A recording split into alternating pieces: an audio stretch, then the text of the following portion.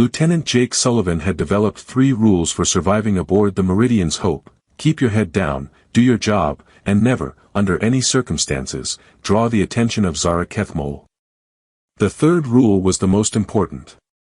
Zara was 6 feet of Thrakkery warrior who could bench press a small shuttle and had once settled a bar fight by throwing all 6 participants through a reinforced window. She carried enough weapons to outfit a Marine squad, spoke in growls that made universal translators struggle, and had pointed ears that flattened against her skull whenever she was contemplating violence, which was most of the time.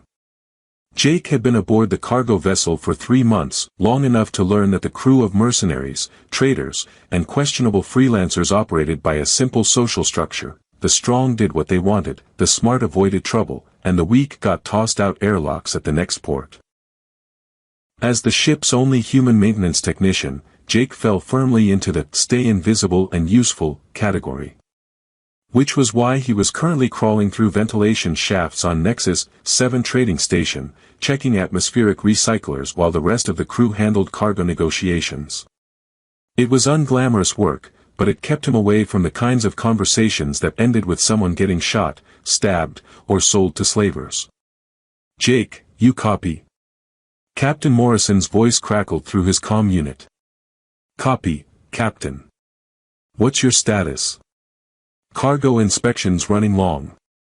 Station authorities are being thorough about checking our manifest." Morrison's tone suggested that "thorough" was a diplomatic way of saying, looking for bribes. "How's our environmental systems looking?" Jake finished his scan of the recycler unit and started working his way back toward the main corridors. "All green, Captain. Though the portside atmospheric processor could use a full overhaul next time we're planetside." "Copy that. Finish up and meet us at Docking Bay 7. We should be wrapped up here in another hour." Jake acknowledged and made his way through the station's labyrinthine maintenance corridors. Nexus 7 was a typical frontier trading post, cramped, crowded, and filled with beings from dozens of species who were all trying to make a profit while avoiding the attention of various law enforcement agencies. The air recycling systems worked overtime to accommodate atmospheric requirements ranging from methane-breathing Volans to the high-oxygen needs of Altarian traders. He emerged from a maintenance access panel into one of the station's main thoroughfares and immediately regretted the decision. The corridor was packed with crew members from various ships, most of them armed and many of them looking for trouble. Jake tried to blend into the crowd while making his way toward the docking bays, but his human features made him stand out among the predominantly alien population. That's when he saw Zara. The Thrakkery warrior was impossible to miss, striding through the crowd with the kind of presence that made other beings automatically step aside. She wore her usual battle armor, form-fitting plates that covered the essentials while leaving her arms and legs free for combat mobility. The armor was clearly designed by someone who understood that intimidation was as much about psychology as protection, and on Zara's athletic frame, the effect was impressive. Jake found himself walking behind her as she moved through the corridor, trying to maintain a safe distance while heading in the same direction. He couldn't help but notice that the armor's designers had paid particular attention to aesthetics as well as function, creating lines that accentuated the Thrakkery physique in ways that were definitely not standard military issue. "Nice view," he muttered under his breath, meaning it as a general comment about the station's architecture but immediately realizing how it sounded when directed at the warrior walking ahead of him. Then he realized something worse. Thrakkery hearing was significantly more acute than human hearing. Zara stopped dead in her tracks. Jake felt his blood turn to ice as the corridor around him seemed to slow down. Other beings continued their business, unaware that a potential diplomatic incident was about to unfold right in their midst. Zara turned around slowly, her amber eyes scanning the crowd until they locked onto Jake's face. Her pointed ears, which had been in their normal alert position, suddenly flushed a deep purple color that Jake's cultural database helpfully informed him indicated embarrassment, surprise, or sexual arousal among the Thrakkery. Given the circumstances, he desperately hoped it was one of the first 2 options. "Oh, hey, Zara," Jake said, attempting the kind of casual greeting one might offer to a coworker rather than a deadly alien warrior who'd just caught him making inappropriate comments about her anatomy. Funny running into you here. How's the, cargo inspection going? Zara stared at him for what felt like several geological epochs. Her hand moved to one of the various weapons attached to her armor, though Jake couldn't tell if it was a conscious gesture or just an automatic response to stress. Other beings in the corridor began to notice the confrontation, giving them a wider berth while trying to determine if they were about to witness violence. "You," Zara said finally, her voice carrying harmonics that made Jake's bones vibrate, "come with me." "Actually, I should probably get back to the ship," Jake said, backing away slowly. "Captain Morrison is expecting me to." Zara produced a set of restraint cuffs from somewhere in her armor and stepped toward him with the kind of focused intensity that predators usually reserve for wounded prey. "Now. Look, if this is about what I said, I didn't mean." Jake's explanation was cut short as Zara secured the cuffs around his wrists with professional efficiency. "No talking," she said, grasping his arm and beginning to guide him through the crowd. "We need to discuss." Jake found himself being marched through the station corridors by 6 feet of confused and possibly aroused alien warrior, past beings who looked at them with expressions ranging from amusement to pity. He tried to catch the eye of someone who might help, but most of the station's population seemed to follow a strict policy of not interfering in Thackeray business. "Zara, seriously, this is a misunderstanding," he said as they approached the docking bays. "I wasn't trying to, whatever you think I was trying to do." "I know what you were trying to do," Zara replied, though her tone suggested she might not be entirely certain about that claim.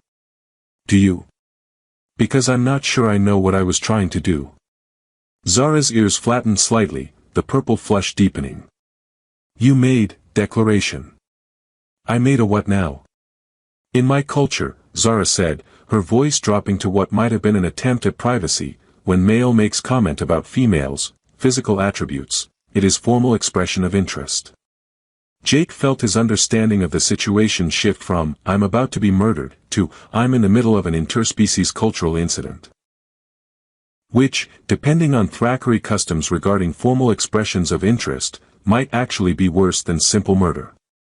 "Zara," he said carefully, "I think we need to have a very serious conversation about human cultural customs versus Thackeray cultural customs." "Yes," she agreed, dragging him toward the Meridian's Hope. "We do."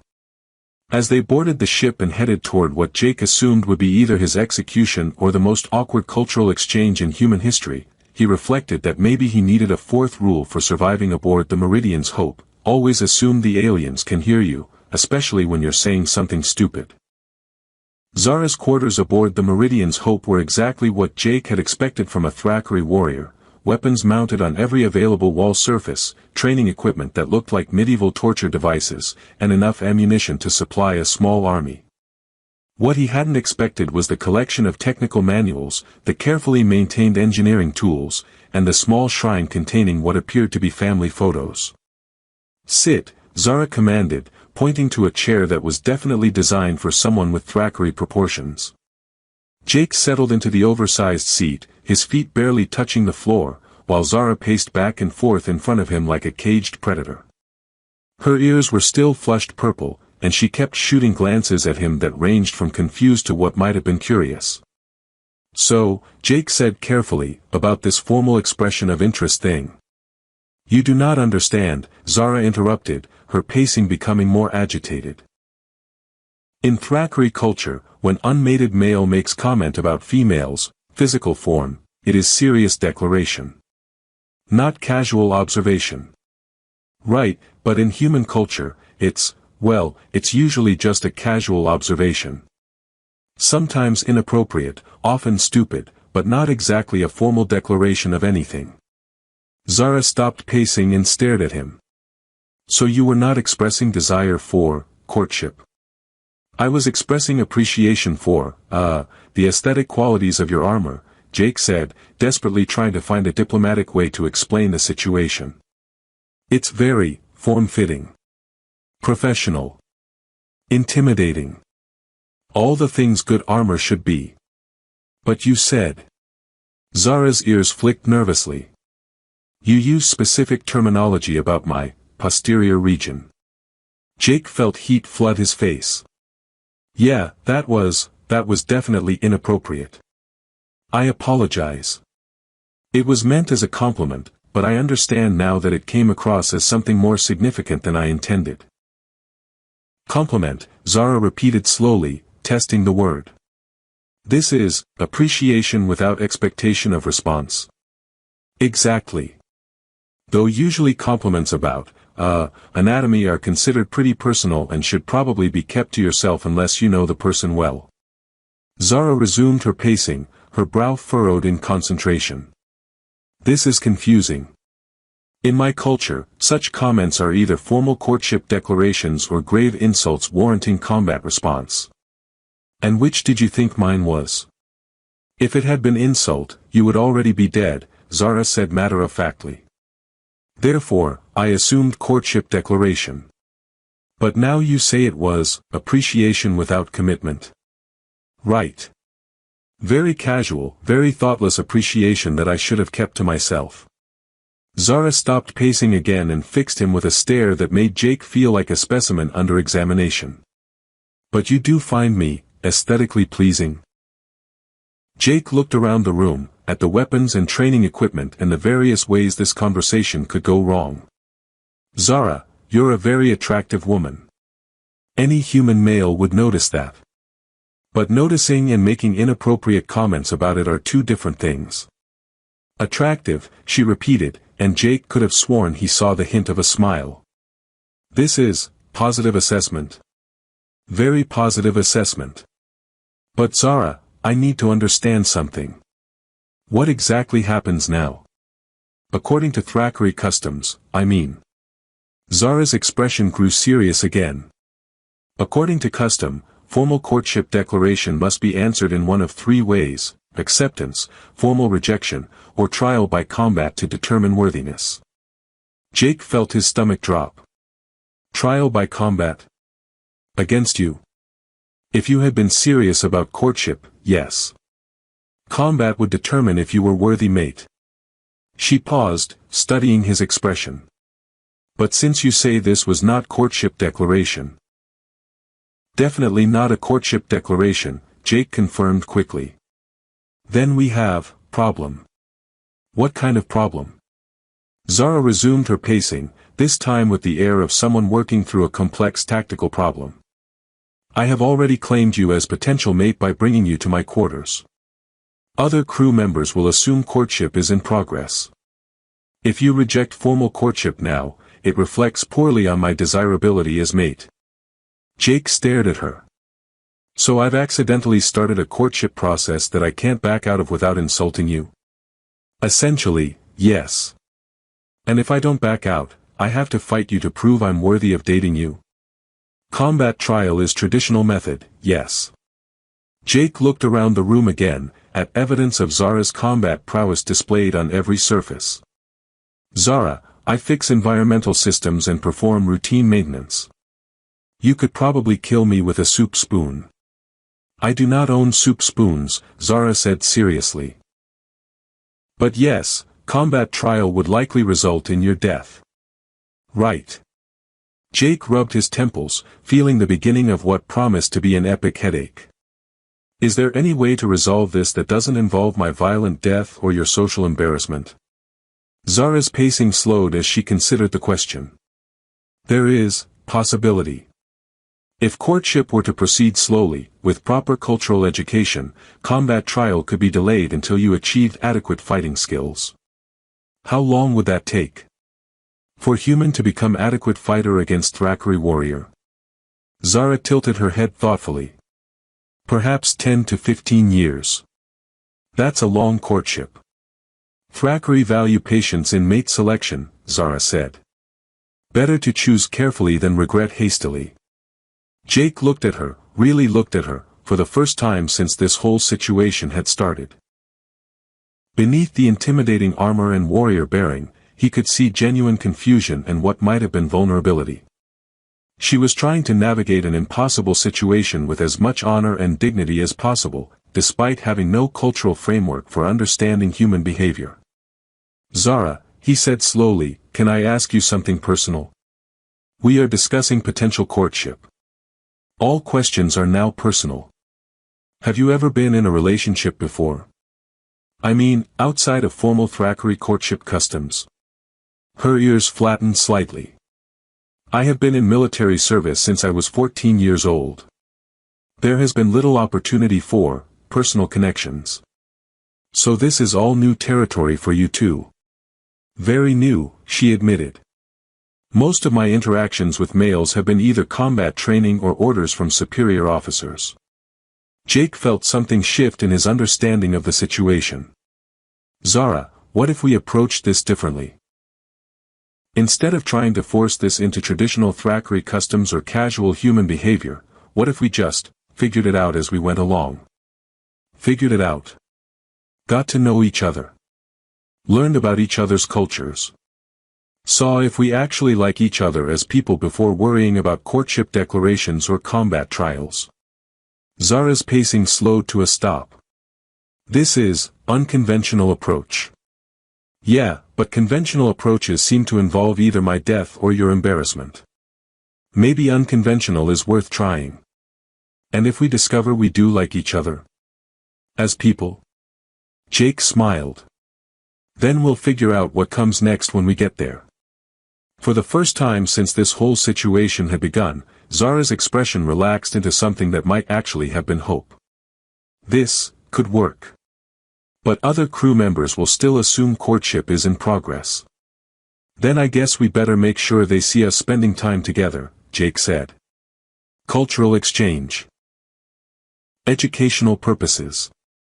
Perfectly legitimate. Zara's smile was sudden and brilliant, transforming her from intimidating warrior into someone Jake could actually imagine getting to know. I think, she said, this could be interesting. Definitely interesting, Jake agreed, realizing that his day had gone from routine maintenance work to accidentally initiating interspecies courtship. Though I should probably start with learning enough about Thackeray combat techniques to survive your training regimen. Good idea, Zara said cheerfully. We start tomorrow. Try not to die on the first day. Jake had the sinking feeling that he'd just volunteered for the most challenging cultural education program in galactic history. But looking at Zara's genuine smile, he decided it might just be worth it. Jake discovered that Thackeray, cultural education, involved a lot more physical pain than he'd anticipated. Day 3 of his informal courtship with Zara had left him with bruises in places he'd forgotten he had places, and he was beginning to suspect that her idea of starting gently differed significantly from human definitions of the term. Again, Zara commanded, resetting her stance in the ship's cargo bay that had been converted into an impromptu training area. This time, try to block with something other than your face. I am trying, Jake protested, wiping blood from his nose. Your people seem to have evolved specifically for hitting things really hard. Thackeray evolution favored strength, speed, and tactical thinking, Zara agreed cheerfully. Useful traits for survival on our homeworld. What was your homeworld like? Predators everywhere. Predators, hostile weather, toxic plants, unstable geology, and 3 different gravity zones that shift randomly. Zara demonstrated a defensive stance that looked deceptively casual. Paradise, really. Jake attempted to copy her stance and immediately felt several muscles protest in languages he didn't recognize. No wonder you're all warriors. How did your people develop art and literature with all that trying to kill you? Combat is art. Victory poetry is literature. Zara's expression grew thoughtful. Though we do have other cultural expressions. Music, for example, is important in Thackeray society. Really? What kind of music? War songs, hunting chants, victory celebrations. She paused. Also mourning songs for fallen warriors. And mating songs. Jake tried very hard not to react to that last category. Mating songs. Traditional courtship involves musical expression of desire and commitment. Male must compose song that demonstrates his understanding of female's warrior qualities while expressing emotional attachment. So not only do I need to learn how to fight well enough to not die, I also need to write you a song. If courtship proceeds to formal stage, yes. Zara's ears flicked with what Jake was learning to recognize as amusement. Do humans not compose mating songs? We have love songs, but they're usually about feelings and relationships, not warrior qualities. Show me, Zara said, settling onto a crate with obvious curiosity. Sing human love song. Jake felt heat rise in his cheeks. I'm not really a singer, Zara. And most love songs would probably sound pretty silly in this context. Please. I want to understand human courtship customs. Jake looked around the cargo bay, at the improvised training area and the various crew members who occasionally wandered through on ship business. Right here. In front of everyone. Crew members will not interfere.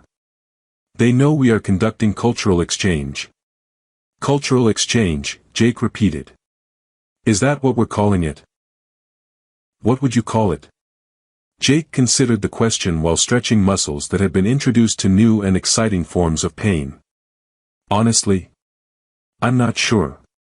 We're definitely getting to know each other, but I'm not sure if what we're doing counts as dating by either of our species standards. Does it matter what we call it? I guess not. Jake settled beside her on the crate, grateful for the break from combat training. Though I should probably warn you that if this is dating, I'm really bad at it. How can you be bad at getting to know someone? Human dating involves a lot of complicated social signaling and unspoken expectations. People get upset if you don't follow the right protocols or say the right things at the right times. Zara's ears flattened slightly. This sounds needlessly complex.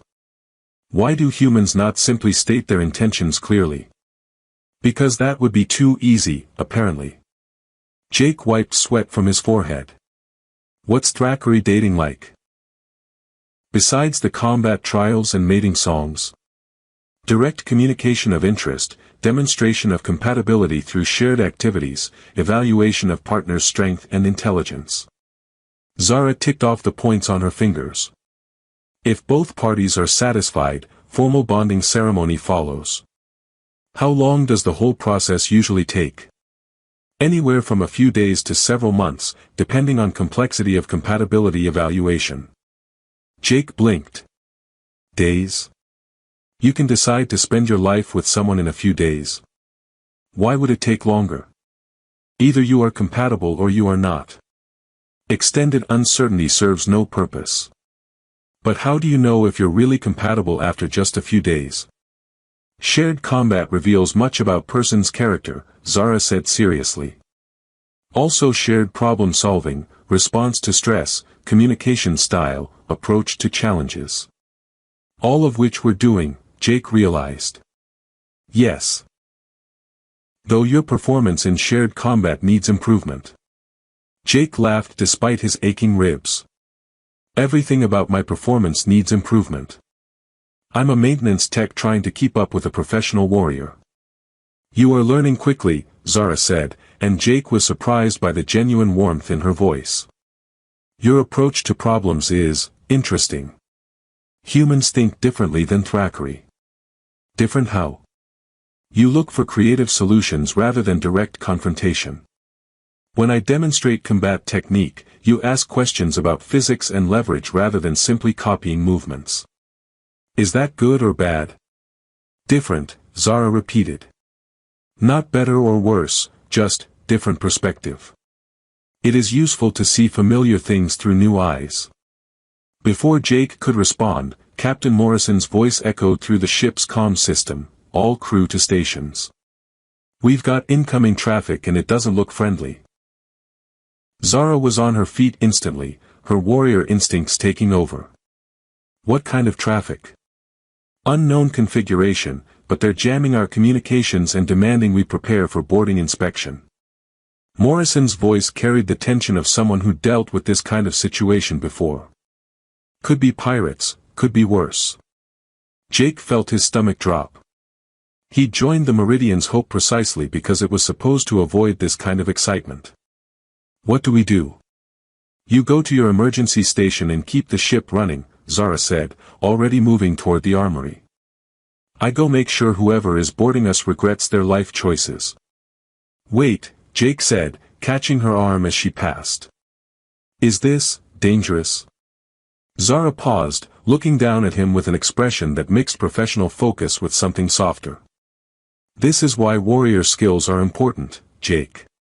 Galaxy is dangerous place. Will you be careful? I will be efficient, she corrected. But yes, I will return. We have not finished your training yet.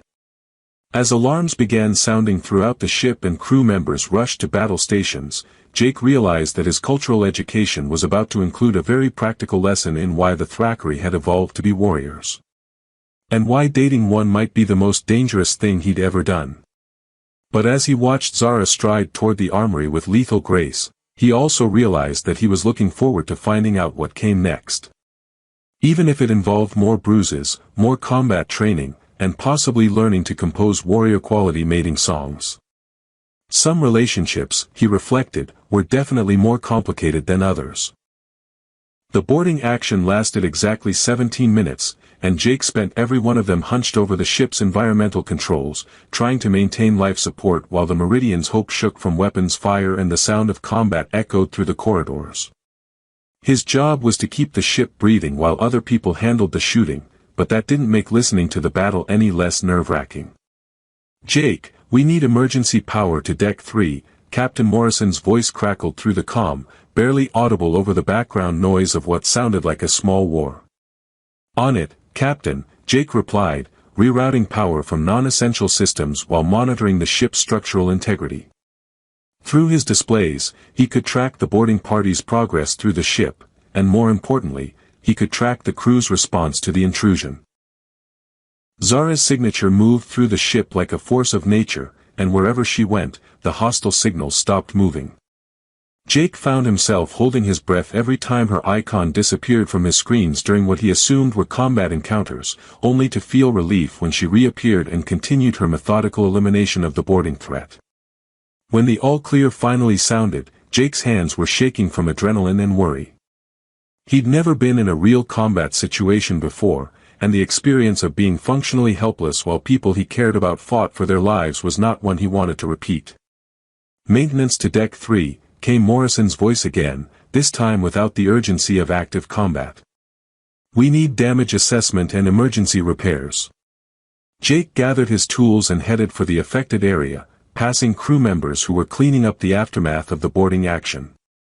The pirates, because that's what they'd turned out to be, had targeted the wrong ship. The Meridian's hope might have looked like an easy mark, but its crew included some of the most dangerous individuals in the sector.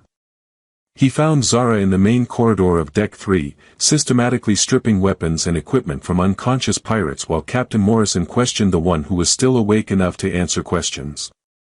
Jake. Zara looked up as he approached, her face brightening with what looked like genuine pleasure. You survived your first boarding action. Barely, Jake admitted, setting down his repair kit. Are you hurt?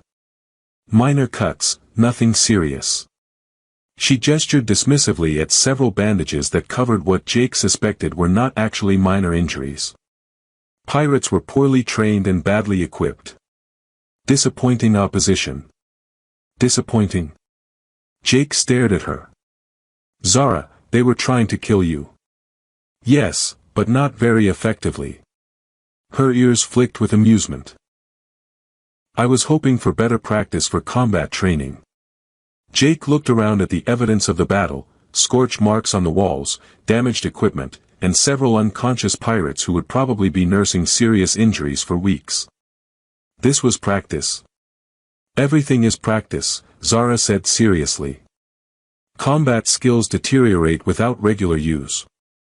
Captain Morrison finished his interrogation and approached them, stepping over the scattered pirates with the casual air of someone who dealt with this kind of incident regularly. Jake, how's the ship looking? Minor structural damage to the outer hull, some power conduit disruption, but nothing critical, Jake reported. I can have everything back to full operational status within a few hours. Good. Zara, nice work as usual.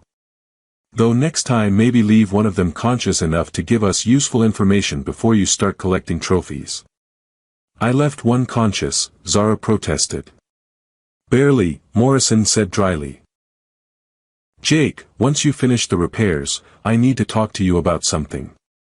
An hour later, Jake found himself in the captain's quarters, wondering if his involvement with Zara had created problems he wasn't aware of. Morrison was a pragmatic man who cared more about ship efficiency than crew personal lives, but interspecies relationships could create complications that affected everyone. Relax, Morrison said, pouring himself a drink that Jake didn't recognize. You're not in trouble. I wanted to discuss your cultural exchange program with Zara. Is it causing problems, Captain? On the contrary, it's solving some problems I didn't know we had. Morrison settled into his chair with a thoughtful expression. Zara's been with us for 2 years, and in that time she's been professional, effective, and completely isolated from the rest of the crew. Most people are too intimidated to talk to her beyond operational necessity. And that's a problem. It is when crew cohesion affects mission efficiency. But since you started your cultural education, she's been more engaged with ship operations, more communicative with other crew members, and frankly, happier than I've ever seen her. Jake felt relief wash over him. So we can continue the educational program? Jake, I don't care if you're calling it education, courtship, or interpretive dance. Whatever you two are doing is good for both of you and good for my ship. Morrison leaned forward. But I do need to know what your intentions are regarding Zara. My intentions? She's Thrakkery nobility, Jake. Her family has connections throughout the warrior clans, and her presence on this ship is, let's call it unofficial. If you're just playing around with interspecies romance for the novelty factor, it could create problems that extend far beyond this crew. Jake stared at him. Nobility? Zara never mentioned that. She wouldn't. Thrakkery warriors consider individual merit more important than family status. But her family name carries weight in the sector, and if word gets out that a human crew member is treating their daughter poorly. I'm not treating her poorly, Jake protested. If anything, she's the one putting me through combat training that might actually kill me. Morrison smiled. Which brings me to my second point. Zara has requested that you be cross-trained in ship security protocols. She what?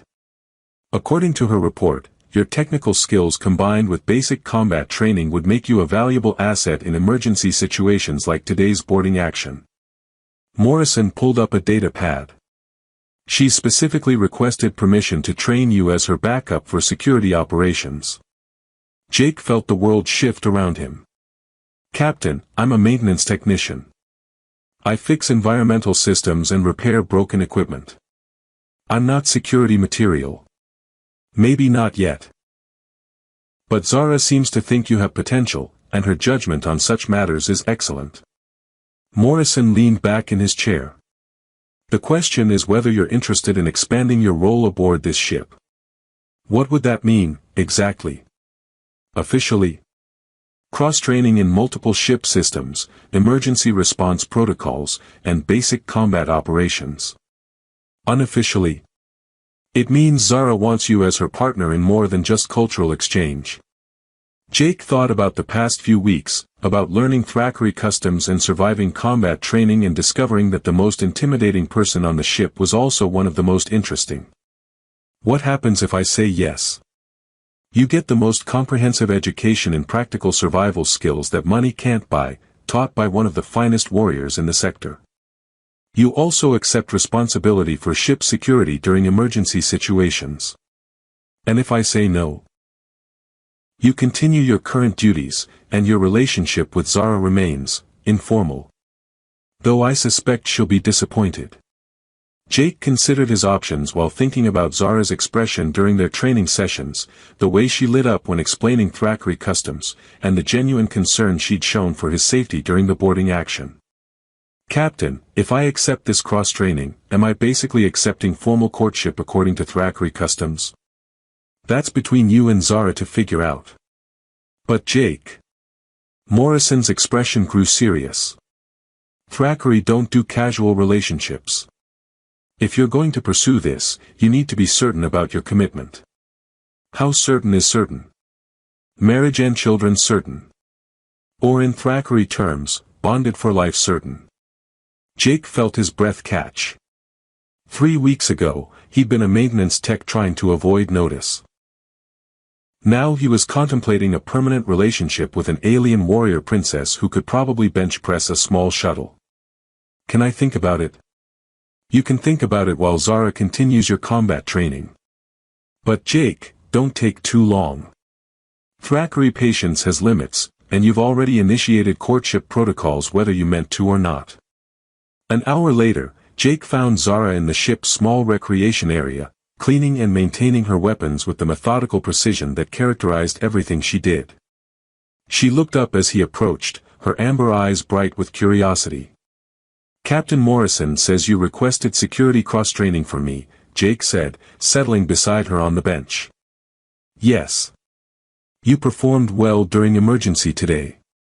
With proper training, you could be valuable asset." "Zara, are you asking me to become your security partner, or are you asking me to become your partner?" Her ears flicked with what he'd learned was amusement. Both. In Thackeray culture, professional partnership and personal partnership often overlap. Strong bonds improve combat effectiveness.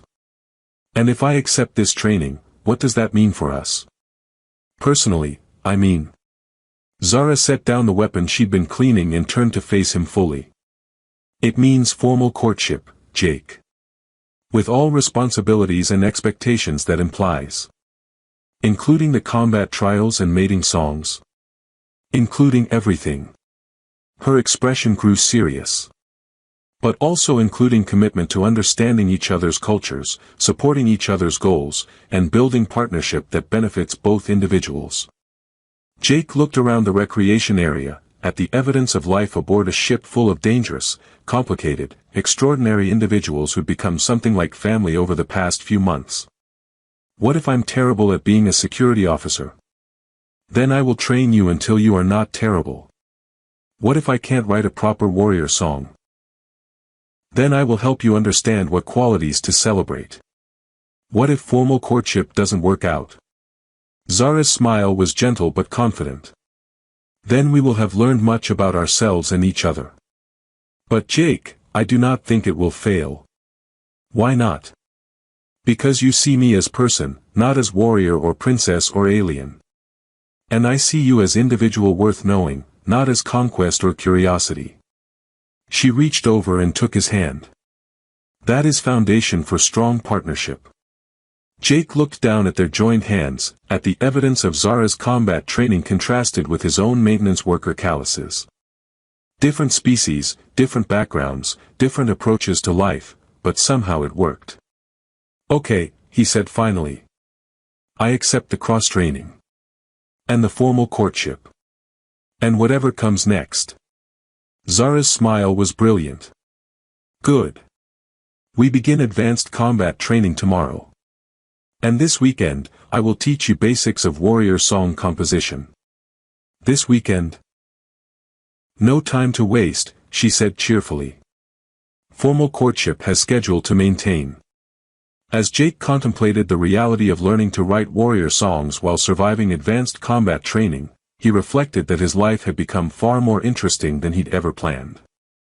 But looking at Zara's obvious excitement about their future together, he decided that interesting was exactly what he'd been missing. Some relationships, he realized, were worth fighting for. Literally, in this case.